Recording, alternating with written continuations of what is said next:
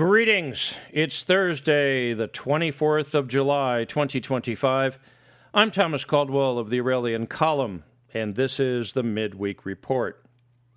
First, a little bit of housekeeping. I want to thank everybody who messaged me last week and was concerned for my well-being. Truth be told, I was a bit under the weather and I was not able, no matter how much I wanted to put together a report on Thursday.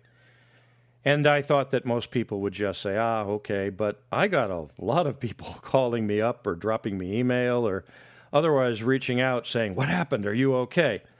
Well, as you can obviously hear, I'm still here. Sometimes things get caught up physically with you and you just have to work on your health. But I'm better today. It's been a pretty interesting week, and it was really, really nice, though, to hear so many people concerned for my situation, and I want to thank you all for that. And thanks also for listening. So with that, let's get on to today's events. The Russiagate Papers. Tulsi Gabbard's fashion show press conference. Wasn't that fun? That brilliant white dress was so dramatic. The only thing missing was a wizard's staff with a large crystal on top. And like all servants of the forces of light, she's out fighting the darkness. The lady packed a punch. She's doing a very good job, and it's not out of her realm of responsibility. Ferreting out traitors is in her portfolio, I imagine. So pointing all this out, Obama, Clinton, Comey, and the rest of the rogue gallery that is and was the Democratic Party, the liberal, monstrous machine that threatens to crush us all. Well, I'm hopeful that something will come of all this, and it really should.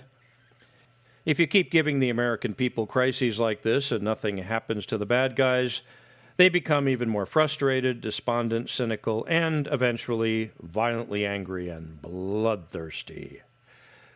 Yeah, that's probably coming down the pike, as we like to say here. I would recommend everybody going out and going online and watching her show and tell press conference at the White House. It's interesting and well presented, but also look to the questions from the reporters in the audience, the White House press corps, and do so very carefully. Use the rewind button if you need to. You'll find it most enlightening, and it says much about what side the people in the mainstream media are not only rooting for, but supporting. It's being argued that the Second American Civil War is already starting up, and given how divided things continue to be in this country, and how anxious both sides seem to be to hang each other, I'm not completely disagreeing. With that in mind, the demonic child-molesting ghost of Jeffrey Epstein continues to haunt the corridors of American power. An Obama-appointed judge in Florida refused to release grand jury transcripts from the criminal investigation into the late Mr. Epstein's original indictment and conviction of quite some years ago. Why is that, I wonder? Why not? Mr. Epstein is dead. Surely he can't be the guy you're protecting. Although I'm sure most of his friends and clients are still alive, and, well, they're probably mentioned somewhere in there. Notice how they always talk about how judges are appointed by certain people. This judge was appointed by President Obama, other judges by the Clintons, or other judges by Trump. It's now a label. Part of what determines the judicial outcome of any given case. And that's not a good thing if you know much about American history or our system of government. Anyway, the dearly departed demon's former lover and partner in crime, Ms. Ghislaine Maxwell, looks like she might get a break from her Florida prison cell to travel to Washington and testify before Congress over this whole sordid affair. That will be so much fun.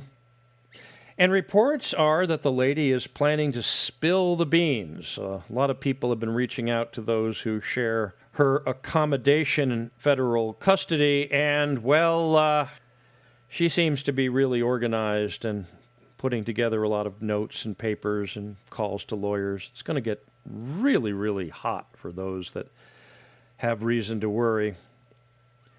You can't really blame the lady. I mean, a 20-year prison sentence is effectively a life sentence when you're in your 60s. And she doesn't want to die behind bars, especially since she's been convicted of trafficking young girls to people who don't exist. Meanwhile, the Speaker of the House of Representatives is quite obviously doing everything in his power to protect those who are tied to Mr. Epstein's child sex trafficking business, all while he's denying it. You really can't make this up, can you? 30 years ago, if you tried to sell this whole thing as a Hollywood script, they'd laugh you out of the studio and said, "Get out of here, go get a life." Oh, and President Trump also wants the whole thing to go away and is melting down in the process. A lot of stories and speculation behind the scenes on that one, but it's probably not criminal in his case. I don't think that's it at all. More likely, the truth of his relationship with the Epstein crime family is just very, very embarrassing and humiliating for him and his wife, the First Lady. I'll let you all look into that yourselves. Just be very discriminating in your sources for news and information. There is so much speculation here, so I'll just point out the obvious. Lots of people in the money business, what is referred to as the donor class within the Beltway, were the ones Mr. Epstein serviced and more than likely blackmailed on behalf of, I wonder who.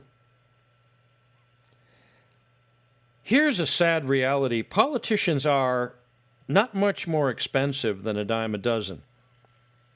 Without money, lots and lots of money, none of them would get very far. The real power in American politics rests with those who can write checks with lots and lots of zeros.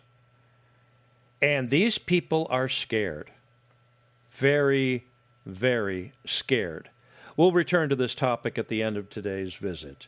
Meanwhile, podcaster and YouTube personality Candace Owens is getting sued by the president of France because she thinks his wife has a penis and continues to tell that to the world. Let that last sentence just hang there for a second or two. Candace is an interesting lady. She comes from Connecticut, like I do, Stanford specifically, a very well-to-do family. And if you're from Connecticut, you'll know exactly what a well-to-do family in Stanford is all about. Candace has gotten a bit holier than thou since joining the Roman Catholic Church not that long ago, and I stopped following her when she got into the conspiracy nonsense, especially when she joined the "we didn't land on the moon" crowd. But she's not all bad, although I think she's picking the wrong hill to die on here. But she is married to a rich husband who can afford to help her throw some money at lawyers over something like this. Frankly, I think it's a big waste of time, Candace. I think France is a lost cause. I mean, at this point, who really cares? The best we can now hope for is repatriating the remains of the Marquis de Lafayette and burying them with honors at Arlington National Cemetery in the soil of the land that appreciated one of our heroic generals of the War of Independence.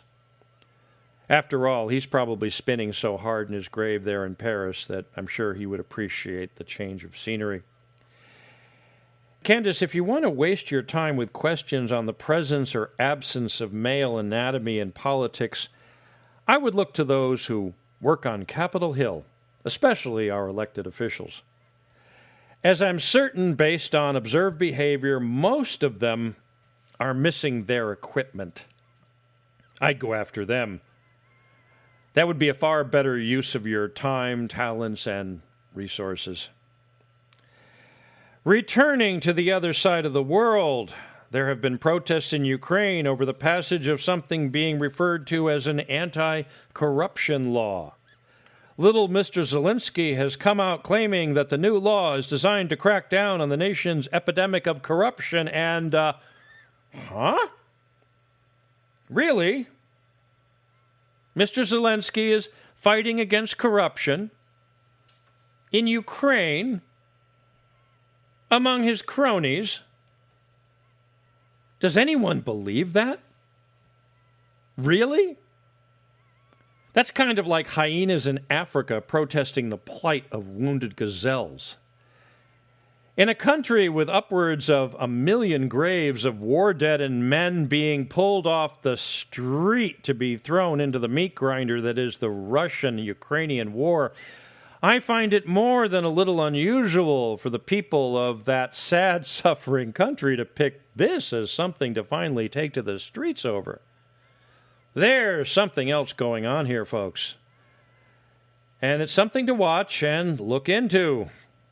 Maybe we're going to finally see some serious changes to that rather sick, sad state of affairs.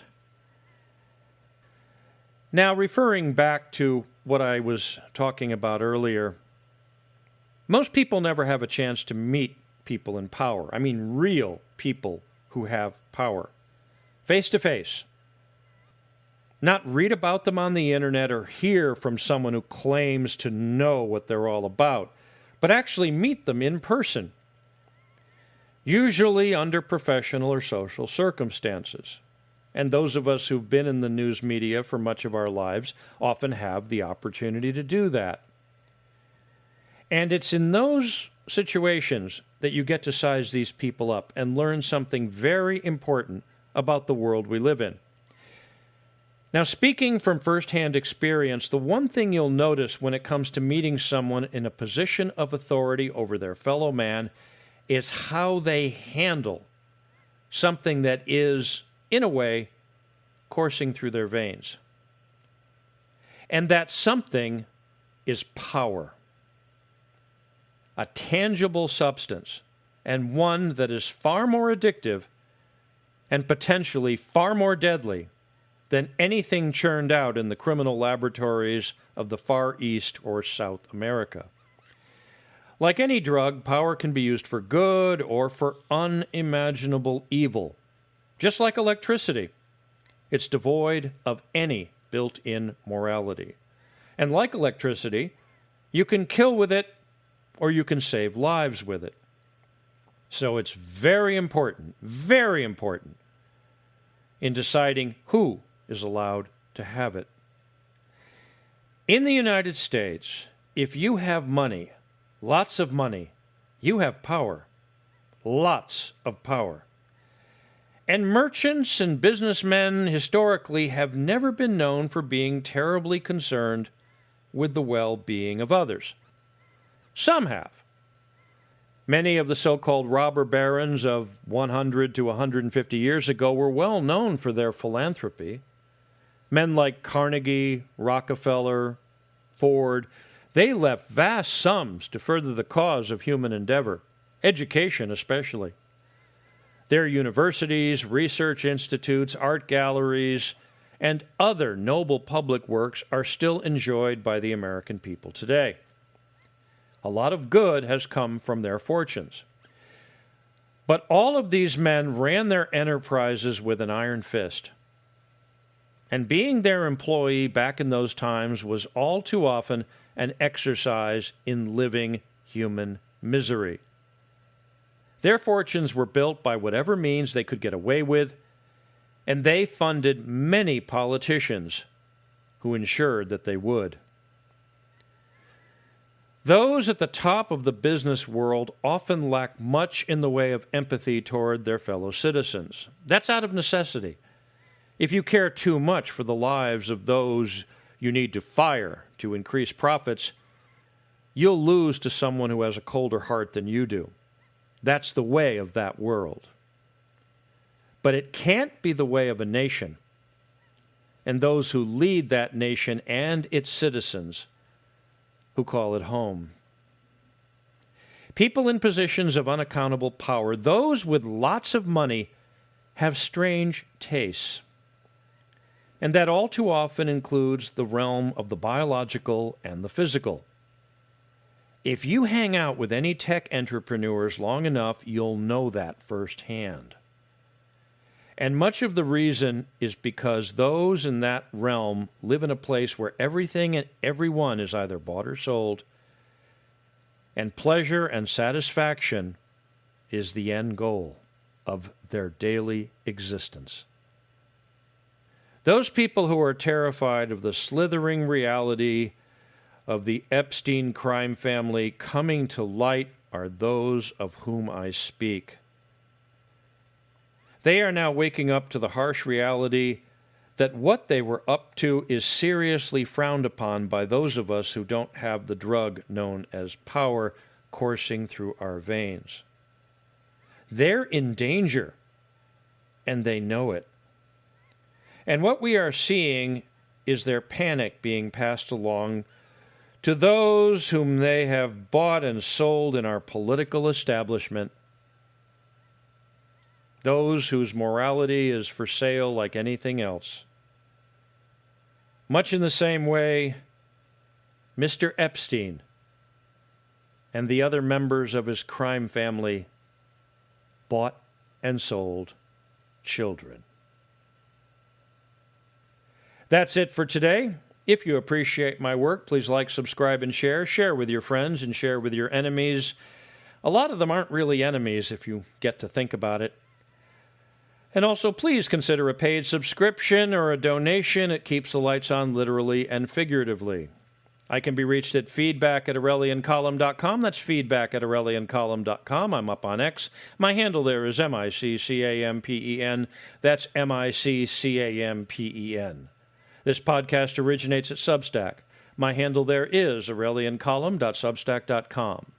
Until we meet again, be good, be safe, be vigilant, and remember, Clown World, the Deep State, and all of those who will do evil to children must be destroyed. Good day.